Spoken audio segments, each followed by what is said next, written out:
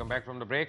और ब्रेक में जाने से पहले आप शर्मीला फारूकी की बातें सुन रहे थे। इस्लामाबाद में हमारे साथ निहाल हाशमी है। मैं आपको बताता चलूं कि कल ईरान के इंटेलिजेंस मिनिस्टर ने यह क्लेम किया है और बकौल ईरानी मीडिया के कि उनके पास बहुत ही क्रेडिबल इंफॉर्मेशन है कि उसामा बिन लादेन आज से कई साल पहले जाँ बहक हो चुके हैं और ये एबटाबाद में होने वाली चीज़ जो है महज एक ड्रामा है।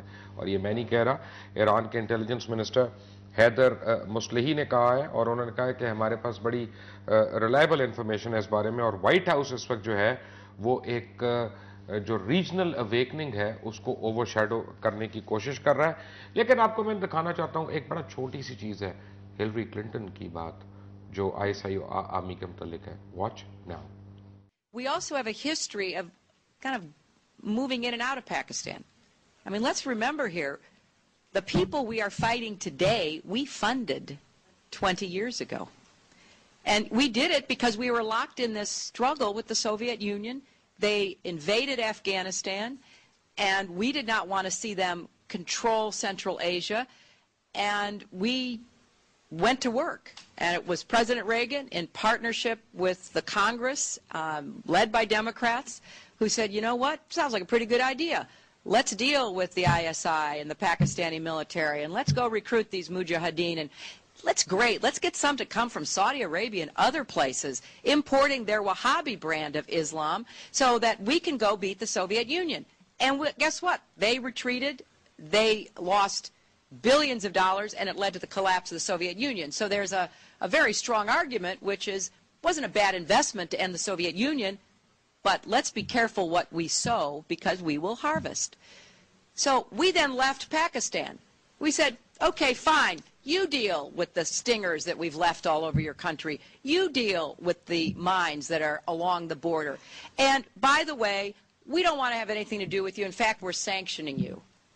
So we stopped dealing with the Pakistani military and with ISI, and we now are making up. Welcome back. आप तो सुन रहे थे कि हिलरी क्लिंटन क्या कह रही हैं। निहाल हाशमी साहब, आपको मेरी आवाज़ आ रही है? जी आ रही है। निहाल हाशमी साहब, कुरान मजीद में सूरह हिजरात में 6ठी आयत है जिसमें अल्लाह ताला ने फरमाया कि ए मोमिनो, जब कोई फासिक तुम्हें कोई खबर दे तो उसकी बहुत अच्छी तरह तहकीक कर लो, कहीं ऐसा ना हो तुम्हें बाद में पछताना पड़े। तो हम तो कुरान मजीद के मानने वाले हैं, क्या हमने सारे वाक़े की अच्छी तरह तहकीक कर ली है जो हम ये बयानात दे रहे हैं? मुबश्शिर साहब, पहले तो मैं आपसे कहूँगा, जब आपने शुरू में इंट्रो किया और आपने काफ़ी कहा कि इस तरह से बातें हुई, वो हुई, दिस डैट, आपने शायद मियां नवाज शरीफ साहब के प्रेस कॉन्फ्रेंस को समझा नहीं, या आपने शायद खुद नहीं देखा। मियां नवाज शरीफ साहब ने पार्लियामेंट का उसमें जिक्र नहीं किया है। उन्होंने कहा है कि national judicial commission headed by the chief justice of Pakistan, उन्होंने पार्लिमानी कमेटी की बात नहीं की है। और फिर आपने इब्तिदा में कहा कि जी जो कुछ भी हुआ है वो पार्लियामेंट के बाहर हुआ है। तो मैं आपको अर्ज कर दूं कि मोहम्मद नवाज शरीफ साहब ने जो कुछ भी किया वो पार्लियामेंट के बाहर अगर किया, क्योंकि एक तो पार्लियामेंट के मेंबर नहीं है, नंबर 2 जनाब उन्होंने पाकिस्तान के इंटरेस्ट में किया, और नंबर 3 एक और बात मैं आपको बताऊं, जो वो आज प्रेस कॉन्फ्रेंस कर रहे थे तो पार्टी लीडर के हैसियत से नहीं, कौमी लीडर के हैसियत से, ये जो वाकया है पाकिस्तान को इन्वेट करने का, ये मेरे पार्टी को इन्वेट नहीं किया गया, ये मेरे कौम को इन्वेट किया गया, हमारी रूहों को इन्वेट किया गया, हमारी ईगो को इन्वेट किया गया। तो उस पे एक कौमी लीडर का यही किरदार होना चाहिए। और हम किसी पे उंगली उठाने से पहले और इल्जाम तराशने से पहले यही चाहते हैं कि इंडिपेंडेंट जुडिशियल कमीशन जो है उसको ये करे।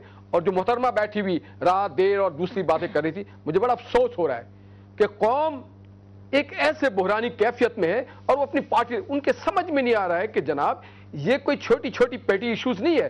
इस जैसे वाकयात से कौमों की मुस्तकबिल वाबस्ता होती है, कौम आगे बढ़ रही होती है या कौम खत्म हो चुकी होती है, और इनको अंदाजा नहीं है कि ये एक नेशनल इशू है। हाशमी साहब, मैंने आपकी तमाम बात सुन ली, आपको तमाम मौका दे दिया अपनी लीडर की बड़ाई बयान करने का, तारीफ करने का, लेकिन मैंने आपसे कुरान मजीद के हवाले से एक सवाल पूछा है, क्या उसका मेरे लीडर ने, हाँ, कुरान मजीद में जो सवाल है, हमारे लीडर ने कहीं पे ये जिक्र नहीं किया कि उसामा को का वाकया हुआ है, उनकी डेथ हुई है, उनका कत्ल हुआ है या उनके हलाकत हुई है। आप मानते हैं इस वाक़े को कि नहीं मानते? नहीं जी, हम नहीं मानते। हम तो ये कहते हैं हमारा जो इशू है वो ये कि America is totally failed to produce an evidence that Osama is no more. Because we need, as a वकील भी मैं समझता हूं कि वी नीड एन एविडेंस। ठीक है, जब ये सद्दाम हुसैन को फांसी दे रहे थे, सुन लिया। बात यह है कि शर्मिला फारूकी अमेरिका हमेशा चीटिंग करता है। सियासत की जितनी अहादीस की किताबें हैं उनमें सही मुस्लिम जो है उसकी जिल्द नंबर 1 और उसमें 9 नंबर हदीस जो है वो ये है कि कोई शख्स सुनी सुनाई बात बगैर तहकीक के अगर आगे कर देता है तो वो हम में से नहीं है, या उसके मुसलमान होने पे यानी क्वेश्चन मार्क है। तो ऐसी सूरत हाल में यूसुफ रजा गिलानी, हुसैन हक्कानी और जनाब आसिफ अली जरदारी सब के मुसलमान होने पे शक होना शुरू हो जाता है, क्योंकि उनकी तो कोई तहकीक नहीं है इस पूरे वाक़े पे। देखिए मुबशर, एक कॉन्स्पिरेसी कुरान और हदीस को तो हमें मानना पड़ेगा ना। कुरान और हदीस को तो हम मानते हैं, और जिस आयत का आपने जिक्र किया, जिस हदीस का आपने जिक्र किया, वो भी एक हकीकत है। एक कॉन्स्पिरेसी थियरी है कि अमेरिका की जानिब से कोई फुटेजेस सामने नहीं आई हैं, कोई शवायद सामने नहीं आया है, वो मारा उठा के ले गए नहीं आए ना। एक मिनट, एक काम तो हुआ। चले मुझे एक बात बताइए, एक बात बता दें। चले आपके लिए मैं मुश्किल आसान कर रहा हूं, आपको ज्यादा मुश्किल में नहीं डालता मैं। उसको 2 गोलियां लगी उसामा को, बकौल उनके एक सीने में और एक सर पे, वहां खून भी गिरा, उसकी बेटी भी वहां से पकड़ी गई, उसकी बीवी भी जख्मी हो गई थी, जो खुद अमेरिकन मीडिया ने बताया, जो प्रेसिडेंट बुश ओबामा ने बताया, मैं तो वो बात कह रहा हूं। उस खून का आप लोग डीएनए तो कर सकते थे, बेटी भी आपके पास है, आप उसका डीएनए मैच कर लेते, कम से कम ये तो कर लेते। I would hate to agree with you over here, लेकिन ये बात बिल्कुल सही है। देखिए इस वक्त तक हम जो भी बातें कर रहे हैं, अमेरिका ने कहा हमने डीएनए कर लिया, वो ओसामा बिन लादेन हमने मान लिया, ठीक है। सलमान बशीर का आज मैंने स्टेटमेंट सुना, उन्होंने कहा जी वो अभी तक बाज़ाब्ता तौर पे उन्होंने अमेरिका ने उनकी बीवी तक रसाई नहीं मांगी है। ये भी रहमान मलिक साहब ने तो आज कह दिया हम सारों को रसाई दे रहे हैं। उन्होंने रहमान मलिक साहब तो उनके सवाल का इंतजार भी नहीं करते, पहली जवाब दे देते हैं। किसी फॉरेन मीडिया को ये इंटरव्यू देते हुए कहा है कि जी हम उनको रसाई देंगे। So again there is a contradiction over here between the foreign office and the interior ministry. ये चीजें हैं।